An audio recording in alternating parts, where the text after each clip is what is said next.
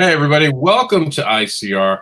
We're going to have a great creator talking about their Kickstarter project on. Of course, we're coming to you on a special day, and we're excited to continue the conversation about creativity and all the great things that are going on. Of course, you can find our normal show on Tuesdays, but you might see us doing some of these random videos or interviews because what else are we going to do right now, right? So we want to hang out. We want to have fun. I want you guys to ask questions if you have them. And we're just doing a mic check like we always do, getting all the things in the places they're supposed to be. And we're going to bring on our guest in just 1 second. They're going to share out the YouTube on their channel so they can get it. I sent it to you in your inbox. And the reason I'm stalling a little bit is because when I used the inbox, I didn't want you guys to see that I was sending things and you guys can't see behind the iron curtain of the show. We have to keep things hidden from you. No, I'm just kidding. We're ready to go. So my guest, can you introduce yourself to the world? Yes, I can. And there goes the post. Okay. My name is Brent Larson, and I am the creator and writer of a comic book project called KAYLESS. And right now, we're just a couple days into the Kickstarter for issue 2. So it's my way of saying, yes, it's not just a one-hit wonder. And I'm really excited about it. It is a ton of fun to work on this thing. And I enjoy hearing people tell me that they like it. No one's really told me they haven't liked it. Well, I imagine that'll happen one of these days. But until then, yes, it's all right. Well, let's check out the video. What do you think? Yeah, let's do that. Let's see some.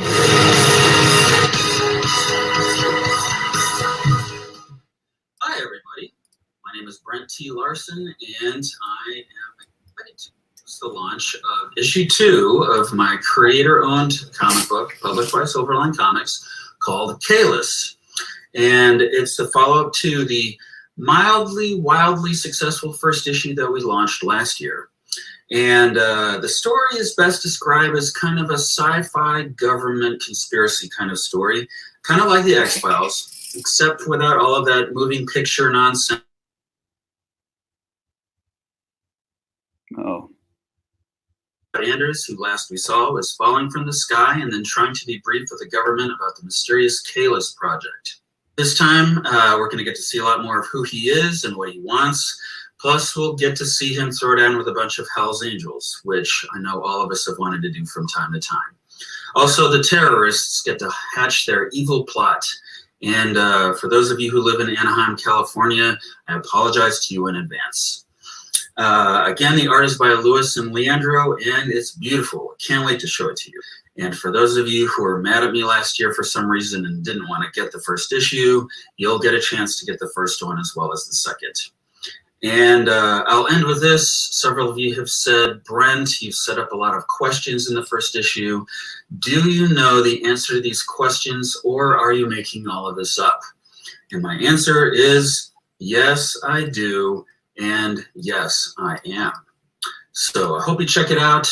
Thanks again. Enjoy.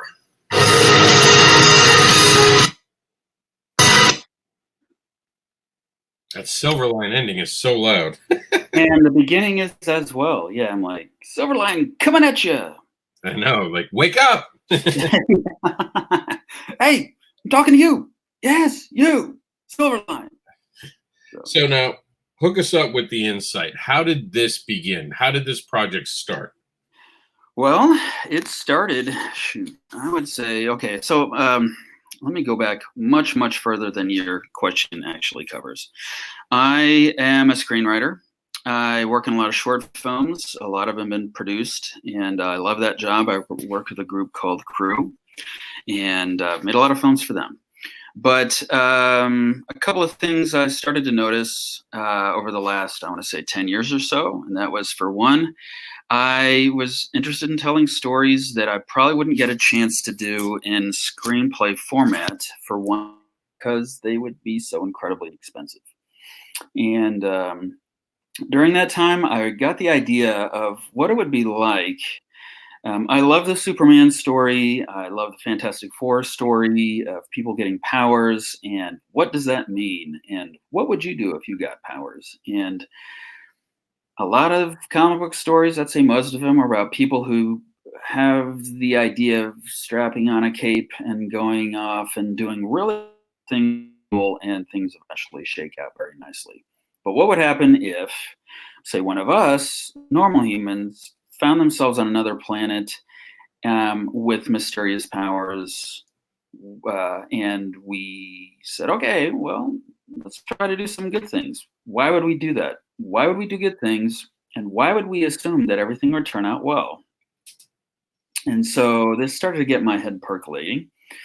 And so at one point I was thinking this probably wouldn't make a good feature film, but maybe a good television show. Problem being, you still run into the same problems. That's a pretty expensive television show for someone who doesn't have a lot of TV credit. And then I started thinking, well, what if it was a comic book? And I've read comics since I was 14. I remember specifically the first comic book I ever bought, and I've never quit. My parents have questioned my maturity and life choices as a result of this, but I have never given it up, and I love them. And I love them to this day. So I started thinking, why don't I start trying to learn how to write for comics? So I read a bunch of scripts and I came up with an idea. And right around 2 years ago, I want to say, I met Roland Mann, who is the publisher of Silverline. And we started to become friends and started meeting and just talking about the good old days of comics. And Roland started to talk me through how to develop this idea and how to get artists and how to write for 22 pages, how to get to a story faster, some of the pitfalls of assuming that my screenplay experience would necessarily translate directly into comics, all that kind of stuff. And so I said, I think I'll go for it. Hired a couple of artists. They started drawing this thing. And then Roland invited me to kind of sign up under the Silverline banner. So that led to last, late June, I think, which is when we launched issue 1. And that was a very successful Kickstarter. Also, it was my first one, so I was pretty blown away. I think I have some pretty awesome friends. I think that's what it amounts to. But also some people I've never met who started to get caught up in the story as well. And so I started it on issue 2. And that's what's getting launched right now. And one thing I'm excited to talk about is I'm actually already, I want to say I have Lewis already probably at least 20% through issue 3. So we are moving hopefully at a picked up clip, and yeah, this thing will keep going. So I'm excited. So let me ask you a question. Okay. How does working with a publisher feel different, or because this is your first book, right? This is your first series. Yes. How does it feel being picked up right away? Do you feel like you've gotten a better? Because I mean, Roland Mann is just a wealth of information. Does that feel like this awesome starting point? Because a lot of us start on our own. Has he been like somewhat of a? I hate to throw the word loosely around, but has he been like almost a mentor to you? Has he taken a role where he's really shown you the ropes? Absolutely, he has, and he is really good at spotting. I kind of alluded to this earlier, but you may notice that a lot of times when you're telling a comic book story, well, I'll give you an example. When I first charted out the first four issues, it was actually 6. And I thought this was so riveting. This was going to be so great, seeing this guy living everyday life, but also having to deal with all these heavy things that are happening. And Roland was like, I bet you can get away with doing 4 issues. And my first thought is, why would I want to do 4 issues? Wouldn't it be so great to do 6?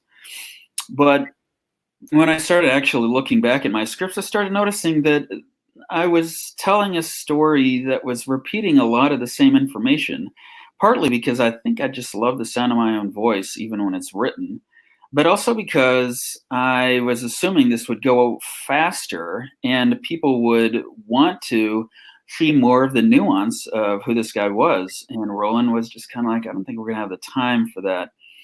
And I saw the wisdom in that, and I went back and I started to not just truncate, but to see how we could tell a deeper story more quickly. And it was great. I really have learned a lot in terms of not just how to tell a comic book story, but also I think narratively. It's exciting to see how I'm making more connections in terms of character building, in terms of truly getting to know who somebody is and how I communicate that information in a way that isn't draggy. And yeah, Roland is really, really good at that. And yeah, I kind of feel pretty blessed, feel pretty just like I've been handed something really unique and special. I've done a lot of work on it, I'll admit, but I've met people and talked to people who have harder time with it because they haven't known anyone who could really talk through how to make this real. Your friends can only get you so far, and like I said, I've read comics all my life practically, and yet I still have a lot of learning to do. But I've got people who want to teach me, so I'm pretty excited. I was super lucky. I got to run into Roland at a show that was very slow, and it doesn't sound like you're lucky until you realize you're next to someone with Roland's not only pedigree but mind, his ability to see things and understand them.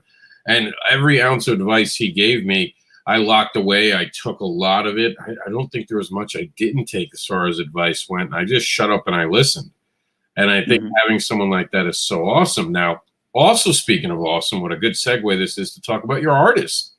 Yeah. Who is the artist? This man is on fire artistically. Yeah, he's awesome. And again, I wish I could take credit, but really all I did was I got on penciljack.com and I went to the, no, I haven't been on there in a little while because I found him. But I got on there and I basically said, hey, everybody, I am starting a creator-owned comic book. And I said the magic words, and I have a budget, I will pay you. And I got submissions from all over the world. I got some that were amazing and beautiful. They weren't necessarily what I was looking for. I almost wished that I was writing the kind of book that they could draw because I was like, I can't believe these people exist and they want to work with me. But eventually I found Lewis, and he's from Argentina, and he said, take a look at my stuff. And I shopped his art around to some other people, and they're like, wow, this guy's amazing. So yeah, and then when I said, I need to get this colored, I just asked him, do you know anybody? And he said, I work with a guy named Leandro. I bet you he could do it. Here, I'll have him send you a couple of samples. And between the two of them, I've almost been a little jealous of them because people are like, wow, I read your comic and it's so great. The art is amazing. I'm like, yeah, the story is great too, isn't it? But I let them have their due because frankly, they're above my pay grade, or they are above what I'm paying them. I don't know. But to say they are great, and yeah, and they're excited, and the way they can take what I write and interpret it in a way sometimes that I wasn't even thinking through. It's just, again, feel very fortunate. So. But now you got, I know that you've had the input from Roland, but who is the official, would you say, editor on the project? Because I always stress the importance of an editor. So let's give some love to the editor. Who is the official? I mean, editor, not editor. I have been working with a couple of people. Actually, Roland has spoken into this a lot. Curtis, who works for Silverline, has served as an assistant editor, and he's been great too. He's been giving me feedback from the West Coast. But the nice thing is they have both been very gracious in terms of letting me, giving me suggestions, but still letting me make the bulk of the creative decisions. And as a result, and because I see the wisdom in what they tell me, a couple of times I've disagreed with them, but I've also had to recognize, again, I'm pretty much the newbie when it comes to the table. And as a result, I would credit both of them. Plus, I just have a small stable of friends who, my friend Jess, actually, I've showed stuff to my wife, and they're both very good at giving me feedback that is not that is unvarnished. They want it to be a good product. They don't just want to give me strokes, and so that helps a lot. But in terms of the actual editing, I would say Roland definitely and Curtis I give them all the credit for editing it. So talk to us about these rewards. Where does someone who's brand new to this kind of step in? What do you suggest? How do they get caught up? Okay. Well, there is an option, as you can see, to, well, actually, let's just start at the top. If some people are like, I don't know anything about this, I don't know anything about Kickstarter, I don't know anything about comics, I don't know anything about KAYLESS. Well, I'd either say you can get a PDF that'll, you can read it. If not, no harm, no foul. We're still in the early bird period, so if you wanted to get issue 2, you can get it at a discounted price. And Roland, I should mention, is running this Kickstarter. I am not, which again, I'm very thankful for. I'm very bad at most things digital and all things crowdsourced. So pretty cool. But you can get KAYLESS issue 2, an exclusive Kickstarter edition that Alex Gallimore did a special cover that I think is really cool. You can also get the first 2 issues on this, which I think is pretty cool for those who are interested and missed the one we did last year. You're also, when you're moving forward, you can get what Roland calls the retro indie, which is issue 2, but just in black and white without the colors. Some people really love that kind of thing. And then you can get my signature the further up you move, which is probably not worth very much, but who knows? In 20 years, when I am discovered, whether for writing comics or because I did some crime made national headlines, maybe that'll be worth something, who knows? And then we've got Lewis doing some original art, which you can look down there and see.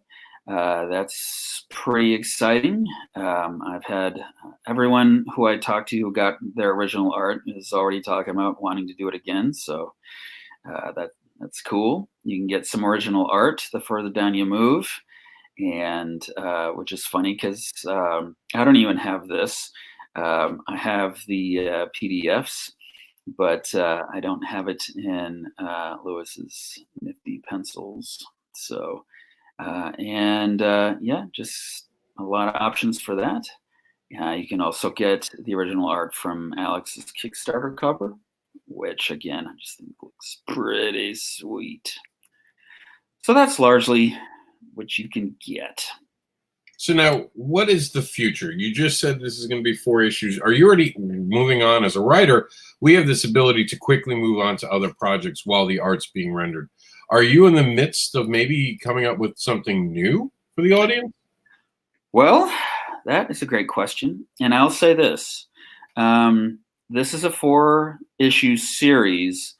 but it's the first arc, and what I've mapped out as going a lot further than 4 issues. For the sake of it being bundled into a trade is why we went for the 4-issue mark. But as soon as issue 4 is done, I'm immediately moving on to issue 5. And I'm really excited about where I intend to take this. And I will say this, my original thought was I could do 60, 70 issues of this thing. That was back before I knew how long Kickstarter could take. So my latest estimate is I have a full story charted out through issue 25. Or yes, 25. So in other words, 6 4-issue arcs with a 7th epilogue issue. We'll see if I can keep up with that. When we talk about issue 3, I might be like, well, I've got to chart out through 10 issues. I don't know what's going to happen. But I've got that going on. I'm doing a lot of prose writing. I'm actually going to be launching my own website here before too long that will have a lot more to talk about what my upcoming projects are. I am constantly writing, whether for work or working on comics. I have another comic idea that I kind of want to get a little bit further down the road with KAYLESS before I launch that, and that one probably would be pretty short. But yeah, I've got a lot that I'm working on, and I'm one of those guys that loves to finish stuff. So yeah, I will definitely have more upcoming. So. All right, so you're in the industry, right? Who are you a fan of? Because everyone who shows up to our comic book industry, they start reading other creators, and a lot of it's almost homework. So, who have been the people that stand out to you as like, wow, that's a great creator, and I want to kind of follow their career? So, who do you have on your list of or shelf of books that you're reading now that you have extra time? Yes, now that I have extra time, I don't have any extra time. Who are all these people that have extra time? I want to take up some of their time. Yeah, I love Brian K. Vaughan's stuff. He is so great at taking a great concept and running with it, taking it all the way, but also telling very human stories, which, as I get older, I really find myself gravitating towards. Scott Snyder is great. I love his independent stuff, especially. He is very good at capturing atmosphere. Probably one of the best people out there, I think. What else? I've started reading. I'm not at the forefront of everything that comes out because I am discovering the Sandman books. Brent, are you there? So good. I know. I feel bad. I think Brent might have frozen. Are you there, Brent? Yeah. Can you see me? Yeah, you're good. It happens. A lot of people watching in 4K. So what were you saying? Where'd I leave off? I last heard about Scott Snyder, and you said he really has a way to catch, and then it cut. Okay, he's great at capturing atmosphere, is what I said. His obviously his Batman work is people love that stuff, but he's done a bunch of other stuff too, independent stuff, and he's great. And Robert Kirkman is really good, and I appreciate, frankly, that he goes the distance with a lot of his stories, as Invincible has proven, Walking Dead has proven, but he's done some smaller stuff too that I think is also really good. And one thing I was going to say was I'm a little behind the curve in terms of right now I'm reading Neil Gaiman's Sandman stuff, and it is really good, and I love it. That guy's imagination could power Indonesia. So he's really good. Jason Aaron, great stuff. He's doing some superhero stuff, and that's pretty good, but he does a lot of indie stuff too that I just think is pretty amazing. And what else? That's probably good. Actually, I'm loving Chew, which has also been out for a little while. Jonathan Hickman's stuff is really dense, but it is his style of writing is so fun that you can almost forgive that you can't remember anything he talked about from the previous issue, which I'm gonna have to try to get used to also, because I don't know, as it stands, I'm probably looking at putting out 2 issues a year. So so those are a lot of the guys that I'm reading right now. And finally, and most importantly, how can they find you? Tell them where you can be found on social media, and then on the way out, we're going to watch the video again just to remind people of what we're talking about here today, and that being KAYLESS. But first, tell everyone where they can find you. Okay, sure. That'll be a really quick conversation because I'll be honest with you guys, I have written for a long time, but I have not, I've written kind of in the corporate world. I'm really kind of a newbie when it comes to promoting myself as a writer. I'm hoping to get that a lot more improved in the next month or two. But for now, I'm on Facebook at Brent Larson, and this nifty Kickstarter page, and that's pretty much it. I have intentionally stayed away from Twitter because I fear my own desire to be clever to people. That's what I said the day Twitter came out, and I might have to turn that around. But for now, I do handle, and so really, it's just Facebook or nothing. Sorry. That's all right. Let's take a look at KAYLESS one last time.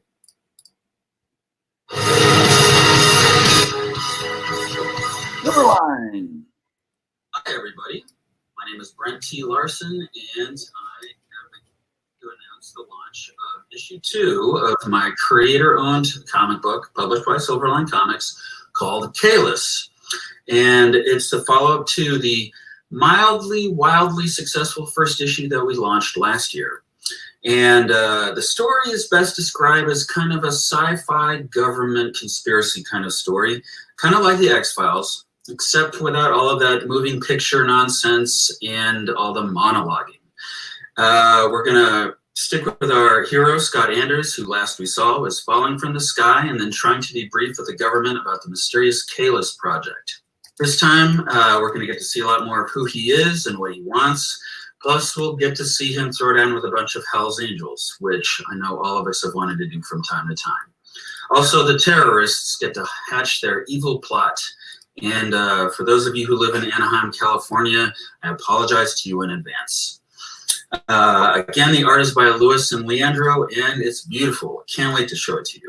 And for those of you who were mad at me last year for some reason and didn't want to get the first issue, you'll get a chance to get the first one as well as the second. And I'll end with this. Several of you have said, Brent, you've set up a lot of questions in the first issue. Do you know the answer to these questions, or are you making all of this up? And my answer is, yes, I do. And yes, I am. So I hope you check it out. Thanks again. Enjoy.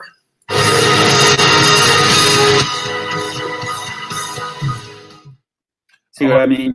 Obsessed with my own cleverness. So, well, I thank you for bringing your cleverness to our show. I appreciate it. Everyone go out there and back KAYLESS. Silverline production is going to be super hot this year. Once we get back to con season, where are you going to be? Do you have any cons that you're possibly going in later in the year where people can catch up with you? I'm definitely going to be at Daytona, and that's all I know of for now. So I will definitely update my Facebook page when I know more, but you can count on Daytona for now. So as much as anyone can count on anything in these trepidatious days we live in. So, and for those wondering later in the history books, when you're watching this 6 months from now, when Brent's a huge deal and everything's back to normal, this was recorded during the big lockdown, or as I'm calling it, the Great Pause. And Yeah, the yeah. great pause. And of let's course, hope that I am well known and famous for something good and not something bad. So yes.